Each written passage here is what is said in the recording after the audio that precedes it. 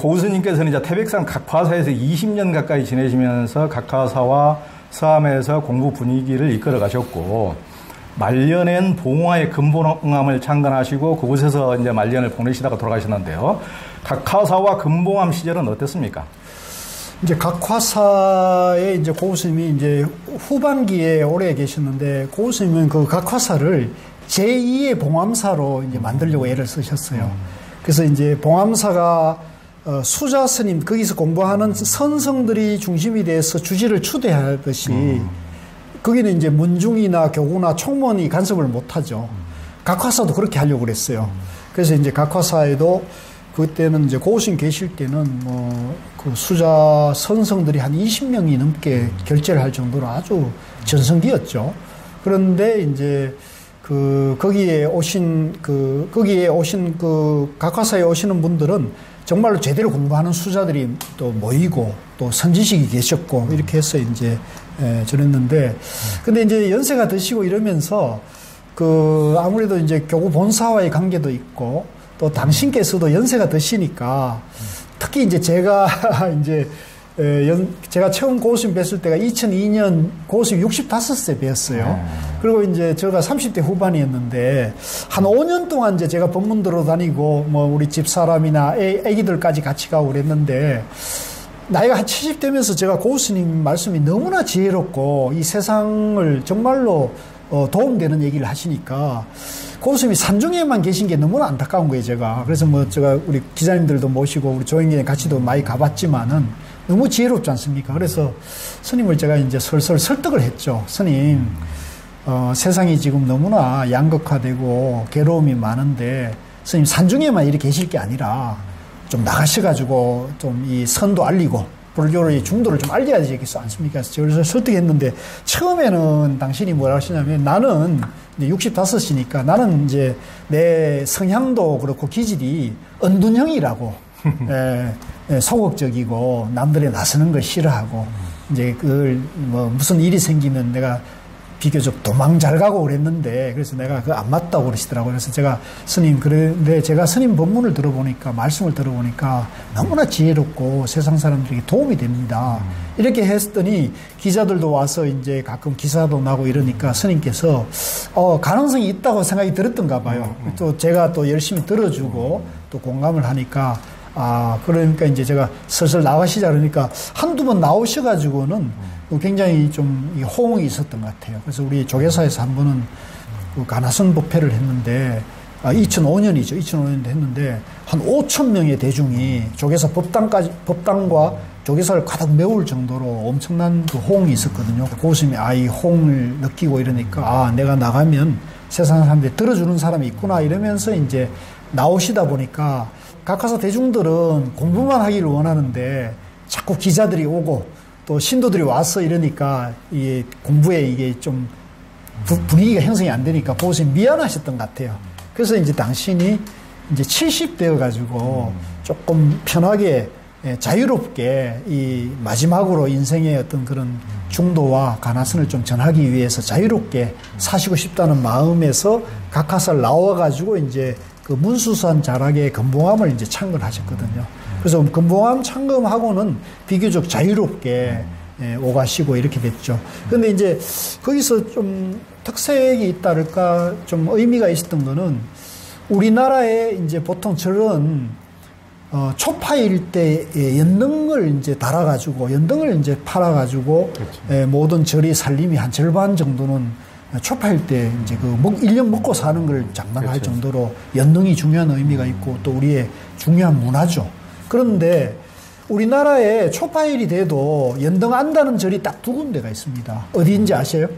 금봉암하고? 예, 금봉암 하는 군데하고 백년암. 봉암사도 초파일 당일 등은 달게 합니다. 그런데 이제 백년암도 등을 안 켜요. 백년암도 성천 스님 생전에 그 기도, 제사 불공, 초파일 연등도 못 달게 하고 단종도 못하게 했죠. 우리는 오직 부처님 가르침대로, 그게 이제 봉암사 47년 봉암사 결사정신이잖아요. 부처님 가르침 돌아가야 된다 그래가지고 그랬는데, 이제 그래서 백년암 같은 경우도 나중에 신도님들이 이제 스님들이 목탁 쳐주고 불공 기도를 안 해주고 신도들이 직접 와서 자기 기도는 자기가 하는 전통을 만들어 놨잖아요. 그게 나중에 성철 스님 돌아가시고 난 다음에 원택 스님 말씀을 들어보니까 백년암 살림에 그게 오히려 도움이 된다는 거예요. 왜냐면 자기가 자기 스스로 와가지고 기도하고 자기가 불공을 드리니까 삼전배도 하고 아비라기도도 하고 이러니까 자기 기도를 자기가 한다는 전통이 생기니까 백년암 가풍은 지금도 수행 정신이 성성하거든요. 그래서 고음 스님께서도 그 금봉암을 창검하시고는 기도, 불공, 제사, 일체 초파에 연동도 안 계시는 거예요. 그래서 스님이 왜 이러십니까? 어떻게 먹고 살려고 저런 운영을 어떻게 하려고 그러니까 아이 뭐 그거 안 해도 다 먹고 살 수 있고 뭐 나는 부처님 가르침대로 살고 싶습니다. 그래서 부처님 가르침에 무슨 기도나 불공이나 제사나 이런 건 없으니까 또 뭐 부처님을 대신해서 연등다는 것도 그런 것도 없으니까 오히려 마음에 각자 자기 마음의 등을 켜는 것이 더 중요하죠. 그래서 이제 초파일 날 오시면요 아무도 그 연등 다는 것도 없고 그러니까 여기 왜 연등 안 답니까 이렇게 어리둥절한데 그러면 이제 스님께서 당신 방에 이제 차담 적견실에서 차 한 잔 주면서 이제 좋은 얘기 하시는 거죠. 차 한 잔 먹으면서 그러면 이제 뭐 좋은 얘기 듣고 부처님 설법 듣고 이제 가는 거죠. 그래서 그 가풍이 고스님 돌아가실 때까지도 그대로 유지를 했어요. 그래서 고스님은 봉암사 결사할 때도 그랬고요. 제2결사할 때도 그렇고 각화사 할 때도 그렇고 또 당신이 금봉암 창검하면서는 각화사는 대중절이니까 마음대로 봉암사 각화사는 대중절이니까 마음대로 못했지만 금봉암은 이제 당신 정신대로 부처님 가르침대로 살겠다는 정신을 우리나라에 이런 도량이 하나 정도는 있어야 안 되겠습니까? 그러면서 오로지 이제 한 달에 한 번 법회하는 거 하고 이제 참선 수행하러 오시는 사람들 또 법을 물어오는 사람들은 항상 열려 있고 또 당신께서도 불법을 전하고 또 가나선을 정하기 위해서는 저 미왕사까지도 당신이 선수 운전해도 가시고 서울까지도 운전해 가실 정도로 그러셨지만 이제 부처님 가르침대로 살자는 그 가르침을 이제 실천한 분이죠. 그래서 저는 돌아가실 때 보니까 더 이게 고우 스님 가르침이 빛나는 거예요. 대개 스님들은 말씀으로는 그런 좋은 말씀, 부처님 가르침을 많이 얘기하시지만 당신이 삶이 그러한 분은 예, 드물지 않겠습니까? 그래서 저는 당신이 사시는 것이나 법문이나 일치했고요. 그래서 돌아가실 때까지도 그 당신이 빨래라든가 그런 것은 손수 이제 속옷 같은 거나 이런 건 당신이 그래 하시는 모습이고 또 일체 당신이 그리고 이제 80이 되고서는 어떻게 보면 고스님 활동한 시간은 10년밖에 안 돼요. 예, 남들과 달리 10년을 딱 활동하시는데 이제 80이 되고는 저거 한번 갔더니만은 저인데 이제 그러시대요. 이제는 내가 이제 나이도 들고 80이 됐고 부처님이 80이 돼서 돌아가셨기 때문에 나도 이제 80이 됐으니까 나는 이제 나가지 않겠습니다. 자꾸 이제 나이가 들고 건강도 안 좋고 기억력도 희미해지고 그래서 이제 더 이상 이렇게 하다가는 이제 사람들이 내가 실수하게 보이는 것 같다고 그러면서 사람들도 데려오지 말고 나도 당신도 안 나간다 그래가지고 80에 딱 선언을 하시더라고요. 그래서 제가 좀 마음이 좀 서운했는데 그런데 오히려 이제 그 말씀이 이치에 맞잖아요. 이제 몸이 노쇠하고 또 기억력이 떨어지면 활동을 당신이 스스로 접는 게 맞거든요. 그래서 지금 이렇게 제 주변에 보면 뭐 80, 90, 100수 돼도 당신 권한을 꽉 잡고 있는 분들을 가끔 보는데 너무 제가 보니까 오히려 고우 스님은 굉장히 현명했던 것 같아요. 80 딱 선언하고는 뭐 어떤 분들은 뭐 치매니 뭐 사람도 못 알아본다는 그런 댓글 다는 분들도 가끔 있어요. 그런데 저도 이제 80 넘어서 당신이 딱 선언을 했어요. 나온다 그런 모습이 저는 정말 아름다운 모습이라고 당신을 하심하고 당신이 이제 명예나 이런 것들을 딱 끊는 거지 않습니까? 하는 거 보고 이제 한 번은 갔더니 당신이 이제 경도인지장애라는 그런 병원에서 이제 그런 진단을 받으시고 그게 이제 치매 초기거든요. 이제 그 얘기를 하시더라고요. 그러면서 이제 당신이 그런 기억력이 현저히 떨어지고 이런 문제가 있다는 말씀을 하시면서 경도인지장애를 솔직하게 말씀하시면서 이제 그런 병을 약을 먹는다 그러시면서 이제 그렇지만은 이제 사람 만날 수는 없다고. 그러면서 저인데는 항상 문을 열어주셨어요. 그래서 이제 뭐 그런 모습이 제가 나이 들면서 노년의 그런 모습이 너무나 선지식의 성성한 모습만 보다가 노년에 그런 불편하시고 힘들어 하시는 모습을 볼 때 저도 마음이 좀 힘들었어요, 처음에는. 그런데 가만히 부처님이 중도 연기를 깨달은 거와 그것은 설법을 비춰보니까 부처님도 돌아가실 때는 배탈이 나서 돌아가셨잖아요. 부처님도 장염으로 돌아가셨고 고은 스님이 폐결핵으로 죽을 뭉태기에 왔다가 노쇠하시고 기능이 노후화되는 거는 부처님이 연기법에 맞는 얘기지 않습니까? 그리고 뭐 치매가 걸렸던 뭐 파킨슨이 오든 간에 그건 또한 삶의 모습이니까 그걸 제가 나중에 이제 받아들이게 되니까 제 마음이 편하더라고요. 그래서 제가 말년에 그런 모습이 좀 건강하지 못하고 노쇠한 모습이 마음이 좀 무거웠지만 그걸 부처님 법으로 보니까 부처님도 병으로 돌아가셨는데 고우 스님인들 뭐 이해되면서 그런 모든 것들이 다 부처님 법이다 이런 생각이 드니까 인연으로 받아들이게 되더라고요. 네. 그러니까요. 그러니까 고우 스님이 그런 삶의 모습이 제가 참 존경스러워요. 그러니까 그 마지막까지 그 뭐 아프시고 돌아가시는 것이야 똑같이 생로병사 이치대로 그렇죠. 하는 것이고 그렇습니다. 그렇지만은 불교 집안에서도 종교계에서가 오히려 명예욕만 끝에 남아가지고 다들 이 권력자가 뒤에서 낙점하는 대로 무슨 종정이니 방장이니 뭘 못해서 혈안인데 그런 것을 초탈하게 스스로 이렇게 80내니까 나가지도 않겠다고 이렇게 하는 모습 그것이 참 선가 귀감이지 책이 선가 귀감이 아니거든. 요 대목에서 에피소드 하나 있는데 또 조금 비공개 이거 얘기인데 책에도 안 실은 얘기인데 그 한 번은 이제 2007년 무렵인가에 이제 자성 스님이 그때 제가 이제 총무원에 직관 스님을 모시고 기획 차장을 할 텐데 자성 스님이 갑자기 전화가 왔어요. 이제 저하고 자성 스님은 잘 아는 사이입니다. 이제 인연이 오래된 사이예요. 그래서 이제 당신께서 고우 스님께 인사를 좀 가려고 그러는데 좀 같이 가달라고 그러시더라고요. 부탁을 하시더라고요. 그래서 제가 그때 기획 차장이어가지고 일단 뭐 그 종회 의장을 지내고 이제 총무원장을 출마한다는 설이 있었어요. 그래서 총무원장 나가시려고 인사하러 가시는구나를 짐작을 했죠. 근데 이제 내가 평일인데 내가 이제 마음대로 갈 수가 없으니까 예 알겠습니다. 그러고는 이제 제가 위에 이제 기획실장 스님께 말씀을 드려서 전 스님이 고 스님 뵈러 가는데 저하고 같이 가자입니다. 그랬더니 다녀오라고 그러시더라고. 그래서 제가 휴가를 내고 갔어요. 이제 휴가를 내고 이제 갔는데 강남에 이제 당신이 있는 처소로 올라가 갔더니 이제 그때 제가 이제 언정에 처음 가봤죠. 갔더니 이제 인사를 드리고 가니까 이제 제가 정대 스님을 모셨거든요. 당신 은사를. 그러니까 이제 정대 스님 진영을 모시는 방을 안내하더니 인사를 드리라고 그러니까 제가 가서 이제 정대 스님을 삼배를 드리고 이제 차를 한잔 하겠냐고 이렇게 뭐 가야 되니까 차는 다음에 하겠습니다. 그랬더니 그럼 같이 가자 그래가지고 이제 그 당신이 이제 기사가 있고 뒷자리에 이제 앉고 나는 기사 옆에 앉아가지고 가는데 이 전화를 하는데 뭐 거기서 모든 종단의 일이 대소사가 있어 교통정리가 되고 있더라고요. 그때 나는 그렇게까지 그 힘이 거기에 모여 있는 줄 몰랐죠. 그랬더니 제가 웃으면서 스님께, 스님, 종단의 대소사가 스님 손안에 다 있네요. 그렇게 웃었더니 저보고 약간 이제 좀 타박하는 투로 그걸 인제 알았냐고 하시는 거예요.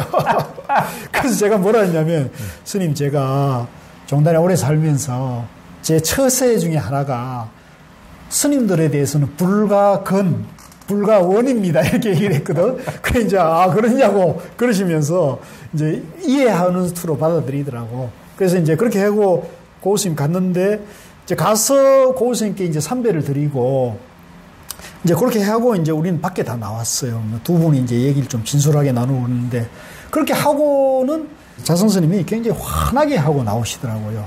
그래, 나오셔가지고, 이제 그렇게 해서 올라오는 차편은 내가 이제 그때 친구가 와가지고 이제 고스님 뵙고 싶다 해가지고 그 차를 타고 올라오고 이제 자 선생님이 그냥 올라오셨는데 자 선생님이 이제 다음날 전화를 주셨어요. 그랬더니 내가 고스님 정말 잘 배웠다고 고맙다 그러면서 산중에 저렇게 지혜롭고 명석한 스님이 계신다는 걸 내가 정말 놀랐다 그러면서 내가 고우 스님이란 걸 만나게 돼가지고 내가 정말 고맙다 그러면서 저런 분이야말로 종단에 큰 어른이 돼야 된다면서 저보고 이제 고맙다고 인사를 하더라고요.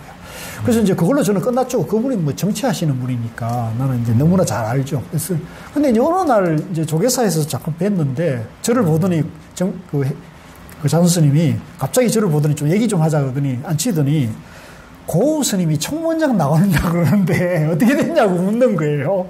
그래서 나는 금시초문인데 당신은 이제 총무원장 나가려고 다 준비를 하고 있으니까 고 스님 나오면 이게 상당히 지금 곤란한 입장이 되잖아요. 그렇지. 그래서 나는 이제 몰랐어요, 그거를. 그랬더니 이제 한번 알아보라는 거예요, 나보고. 이제. 그래서 이제 제가 고 스님께 전화를 드렸어요.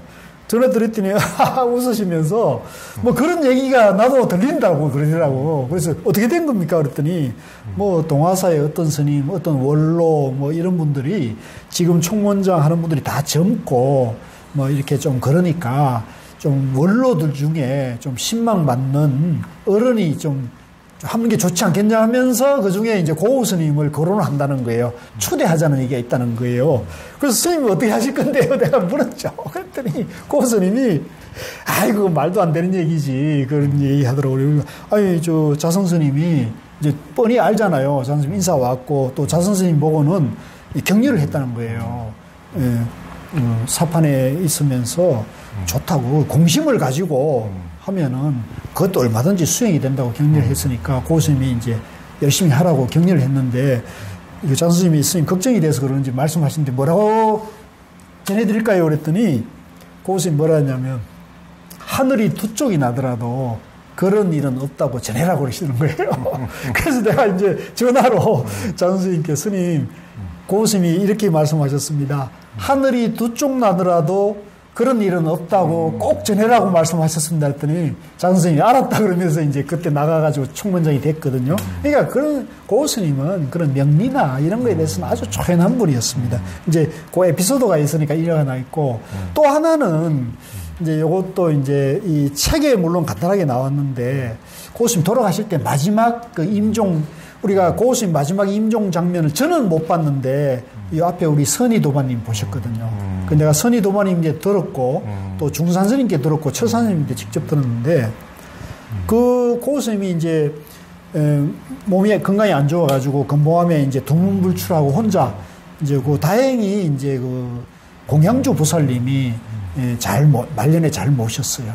이제 삼시세끼를 따스히 하고 이제 몸이 불편하니까 그랬는데 공양주 보살 근데 내가 어디 여행을 가 있는데 이제 걱정이 돼가지고 전화를 건봉합을 했더니 전화를 안 받으시더라고.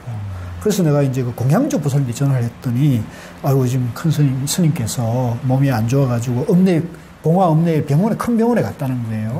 그래서 내가 그 얘기를 딱 듣는 순간에 아 이번에 가면은 다시 뭐 건강하게 다시 돌아오긴 어렵겠다는 생각을 했어요. 그래서 모니터를 계속 했더니 또 전화를 했더니 아 읍내 큰 병원에서도 감당이 안 돼가지고 경주 동국대병원에 갔다는 거예요. 예, 철산스님, 중산스님 모시고. 그래서, 아, 이번에 가면은 진짜 어렵겠구나 해가지고, 이제 제가 돌아와가지고, 해국스님이 전화가 왔는데, 이제 몰려갔죠.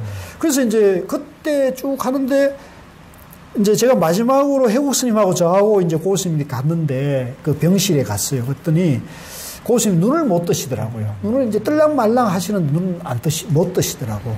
그런데 이제, 해국스님은 그런 임종 장면을 많이 봐서 그런지 나의 손을 잡고는 고스님 손을 잡으라 그러면서 인사를 마지막으로 이제 하라고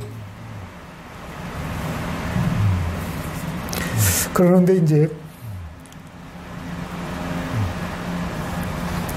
그 해국스님 뭐라 하시냐면 해국이 왔습니다 이렇게 하는 거예요. 여기 박인성 처사도 왔습니다 이렇게 얘기하는 거예요. 저를 이제 당신이 먼저 인사를 하고 스님 가시는데 걱정하지 마시라고. 그리고 이제 저를 잡고는 이제 인사를 하라고 그러는데 그래서 저는 스님 중이오 왔습니다. 그래서 해고 스님하고 여기 수자 스님들이 와서 스님 뒷일을 다 잘 드릴 테니까 걱정하지 마시고 편안하게 가십시오. 이러니까 손을 잡았는데 이제 약간의 이렇게 움직임이 있는 거예요. 그래서 해고 스님 뭐라 하냐면 의식은 살아계시다고. 지금 눈을 못 뜨시고 여러 가지 몸이 불편하지만 의식은 사라져서 우리가 하는 얘기를 듣고 있다고. 그런 얘기를 하시더라고요. 근데 눈을 못 뜨셨어요.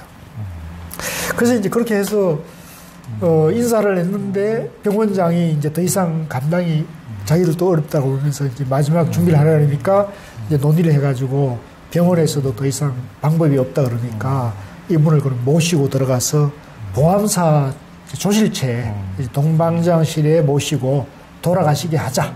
그리고 이제 거기서 답의를 해서 전국 선원 수자회장으로 5일장으로 여법하게 수자들의 최고의 예우를 해서 이제 보내드리자고 했는데 그것을 모시고 이제 차에 모셔가지고 봉암사 들어가가지고 그 조실체 동방장실에 정면선 계정등에 딱 모셔드리고 누워드리면서 거기 뭐 이렇게 산소호흡기나 이런 걸 다 떼고 마지막 하시게 하는데 이제 철산 스님, 중산 스님 뭐라 그러냐면 스님 여기 봉암사입니다. 동방장실입니다. 그러니까 고스님이 거기서 눈을 갑자기 확 뜨셨대요. 그전에는 한 번도 병원에 가서 눈을 뜬 적이 없는데 눈을 확 뜨시더니 좌우를 둘러보시더니 편안히 눈을 감고는 바로 가셨대요. 그러니까 고스님 평소에 뭐라 그랬냐면 당신이 봉암사 제2결사를 하고 그 결사하면서 봉암사 안에 있을 때나 바깥에 이제 다른 전국 그 수행처를 돌아가실 때도 돌아다닐 때도 밤에 잠을 자다가 잠결에 봉암사에 의한 벌떡 일어나셨대요. 벌떡 일어났다는 거예요.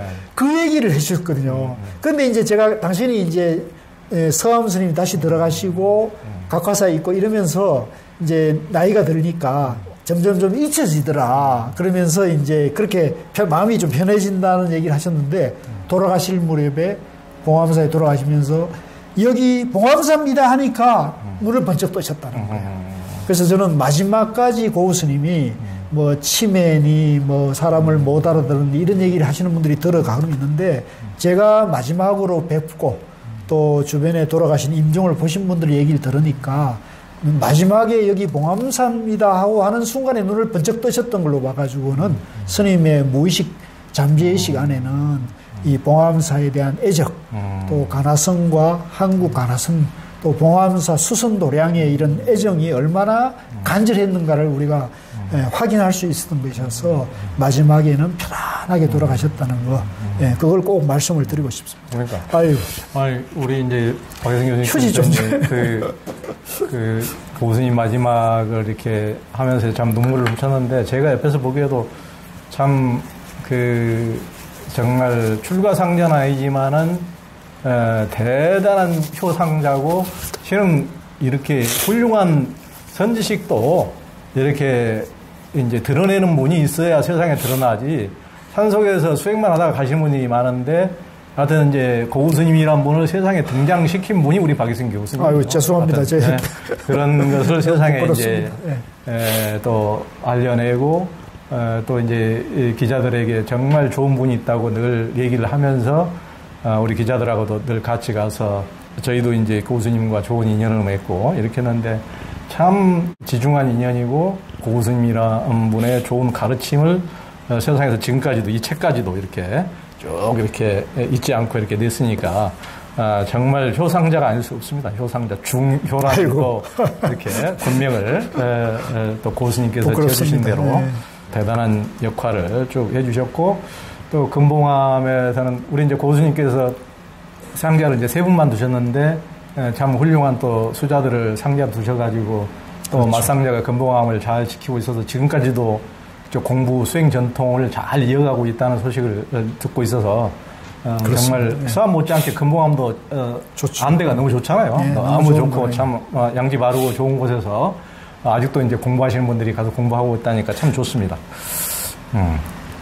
매월 그 마지막 주 주말에는 토요 이제 철야 참선 법회를 하고 있어요. 중산 스님이 주관돼 가지고 그리고 그렇게 한 달에 한 번씩 꼭 참선을 하고 또 선방을 하고 뭐 제사, 불공, 기도 같은 거 일체 없이 이제 청정 도량으로 고우 스님 가르침을 그대로 이어갔다. 그래서 중산 스님 그런 말씀 내가 이번에도 가서 책 나오고 인사드리니까 너무 기쁘더라고요. 중사님 저하고 동갑인데 이 젊은 수자 스님이 너무 훌륭하신 분이 계셔서 저는 굉장히 고맙게 생각하고 신심이 났어요. 좋네요. 그 고스님 상자들이 고스님을 닮아서 그런지 참 맑고 좋다고 우리 장례식 때 맞아요. 뵈니까. 세 분 다 아주 선방 열심히 다니시고 훌륭하셔요.